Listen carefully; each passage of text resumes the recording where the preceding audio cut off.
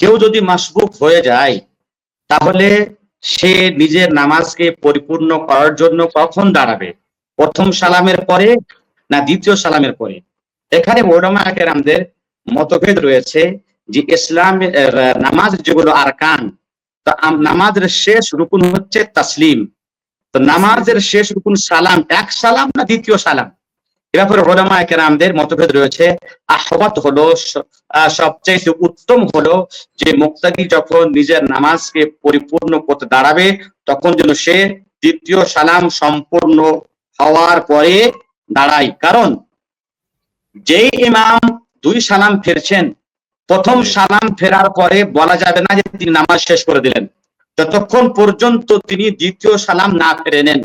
সুতরাং দ্বিতীয় সালাম ফেরার পরেই কোনো মাসবুক ব্যক্তি তার নামাজকে পরিপূর্ণ করার জন্য দাঁড়াবেন, এটাই হচ্ছে উত্তম। জি।